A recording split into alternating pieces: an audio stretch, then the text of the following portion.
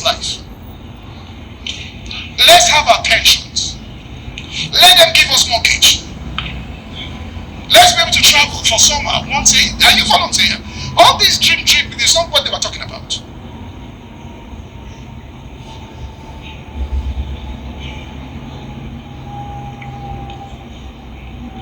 So look at Luke chapter 12, verse 25, from verse 25 32 in the Message translation. And you see what Jesus said about this.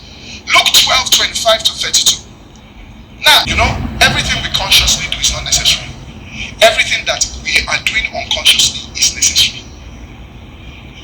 If you say, well, I have to go to this place, I must go here, I must go to America, it's not necessary. But your heart beating is necessary. If your heart stops beating, there is no America you are going to. Are you following what I'm saying here? You are saying, listen, I want this kind of food to eat. It's not necessary. But that you digest food is necessary. That is going right now in your stomach. You are not praying about it.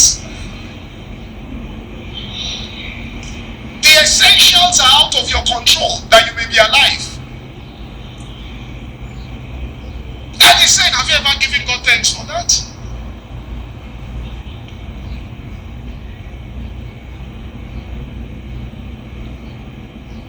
Someone said, listen, I don't know what God is saying. Every time I go to my house, I say, chap, next door play loud music. I will stop and press on, tell him, listen. He said, until the doctor gave me one diagnosis in the afternoon, I didn't even hear any sound. I was so thinking about the ailment that guy's sound was no longer a problem. Do you understand what I'm saying? What you are worrying about are not issues. Let's go on. He says, walk into the fields and look at the wildflowers. They don't fuss with their appearance, but have you ever seen color and design quite like it? The 10 best dressed men and women in the country look shabby alongside them. Fashion designers, that's where you should get inspiration. Go into the forest, see color combination. You're not hearing me? If God gives such attention to wildflowers, most of them never even seen. He is paying attention. Nobody will see it and give him glory for it. He says, don't you think he'll attend to you? Take pride in you. Do his best for you. Next verse. He says, what I'm trying to do is to get you to relax. Not to be so preoccupied with getting so you can respond to what God is giving. That's what I came to say. That you're so preoccupied with what you want to get that you are missing out on what God has provided. Paul was so preoccupied, let this thing depart from me. God said, my grace is sufficient. Come for what I am giving.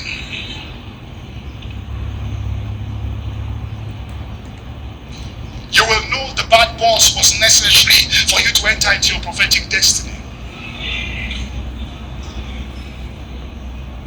You know that they didn't pay you as they ought to pay you after all the labor was necessary to enter.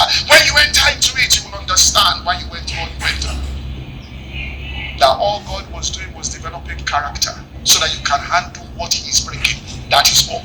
All crisis is character development for the blessing coming at the next level. That is all. Because if you don't have the character development, you will regret it when the blessing comes.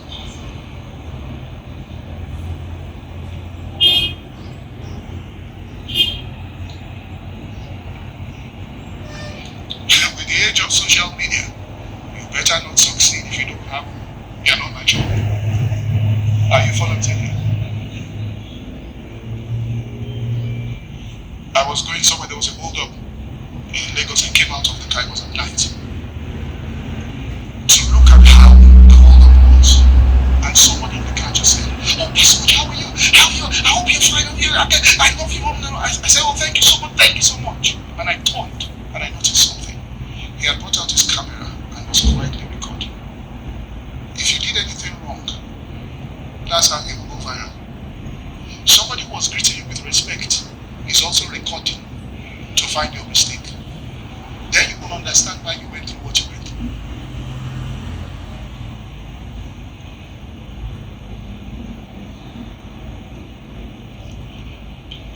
So let's look at it. Romans 5, and then I get to the message. Romans 5.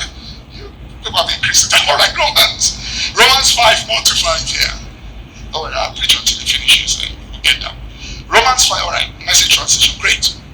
Now, look at what he's saying.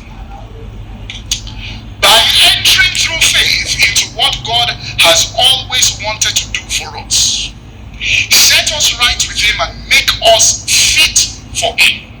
That's where the crisis is, make you fit. We have it all together with God because of our Master Jesus. That's not all. We throw open our doors to God and discover at the same moment that he has already thrown open his door to us. Let me tell you where the problem is. It's not that God's door is shut. God has already thrown open his door. It's our own doors that are shut. We haven't opened our doors to God. In other words, it is God, do what I'm thinking, not God, do what you have intended to do. Do you see the difference here? Like someone once said, he was on a train and was about to fall off. He fell down and held onto the branch. And then he said, God, if you are out there for the first time, if you are really there, help me that I fall not. God said, my son, I am here. He said, do you believe in me? He said, with all of my heart. He said, do you trust me? He said, with everything in my being. Let's go, I'll catch you. He said, is there any other person there? In other words, we call on God, but on our own terms. Now, look at where it's going to here. If you open up your door, look at what he's saying. We find ourselves standing on where we always hoped we might stand. Out in the wide open spaces of God's grace and glory, standing tall and shouting our praise. Then he goes on. There's more to come. We continue to shout our praise. Let's keep this door open. Even when we're hemmed in with troubles. Because we know how troubles can develop passionate patience in us. And how that patience in turn forges the tempered steel of virtue. Keeping us alert for what God will do next. Next verse. In alert expectancy such as this, we are never left feeling shortchanged. Quite to the contrary, we cannot round up enough containers to hold everything God generously pours out into our lives through the Holy Spirit. In other words, he says the end of it, if you open up your door to God in that situation there, instead of insisting on what you think he should do, he said you will not have enough containers to hold what God will pour out in that situation. You will understand that he took you through what, listen to this. When David was going to kill Nabal, Abigail, the wife of Nabal, intervened and told David, she said, God, I can see, is taking you to become king. Don't shed blood on your way to this place. That leave my husband. Don't allow his behavior to contaminate your conscience. If you shed his blood, this is what the lady said. When you become king, your conscience will be blood-stained, and the joy and fulfillment you should have on that throne will be gone because you have shed blood. And David sheathed his sword. You know that when David became king, God told him the same thing. You have shed too much blood. Your vision, you can see. I can't do it through your hands. Do you get what I'm saying? When he's taking you through tests, it's to correct things on the inside of you. That it is more than you becoming king. It's more than you having all the wealth. It is more than you having the position.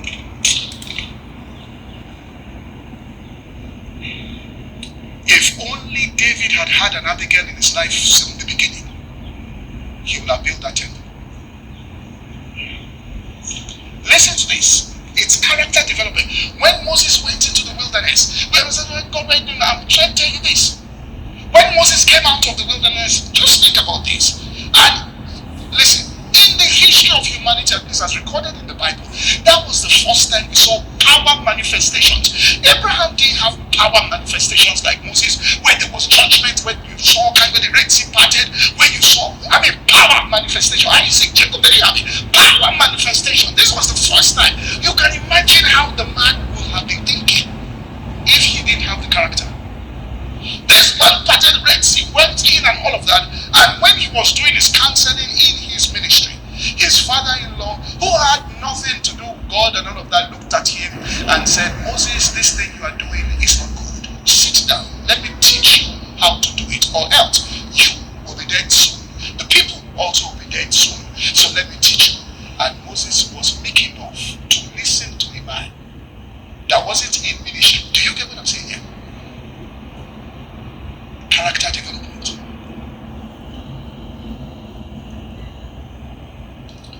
Listen, I say this. I was preaching as a young preacher. Preach. If I want to give me the time to preach, that's how I used to preach. When I started church, 2 hours. 2 hours. I preach.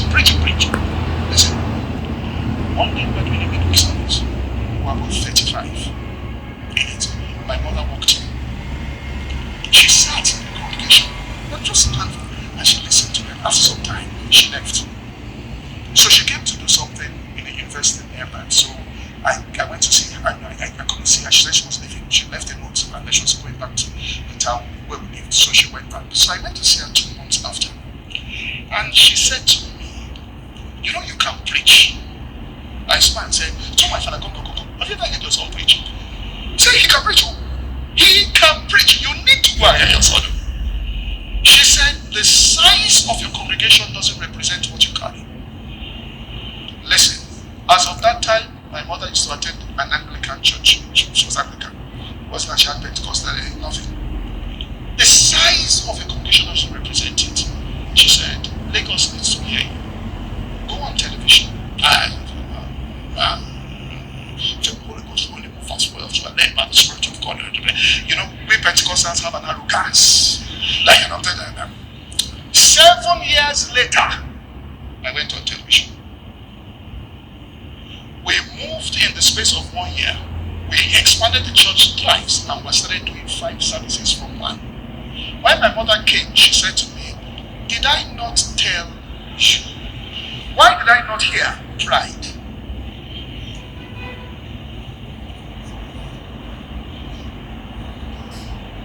Are you following what I'm saying? Some of you even need to learn to be street smart. Or else, if they put you in that position there, you will end up in prison. Joseph, in his honesty, ended up in where? Prison. For being what? Honest. So it is not only good to be honest. You know, my mentor told me, he said, listen, read the Bible well.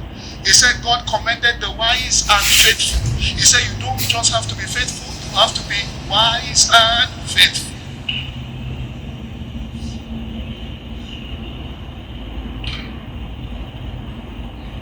This is the meaning of all the crises. It's not that anything has been destroyed. What God has reserved for you in Christ cannot be tampered with by anybody or any circumstance on this earth. There is only one thing that can destroy it. I want to get into that. He says, if you open your doors, you will find out that his doors have always been opened. So how do you open your doors? 4 things. Number 1, the words that you speak, both in speech there, that's what you speak, that's oratory words there, and also in song. Now please understand this. God can do all things, but he can only do in and through you that which your words authorize.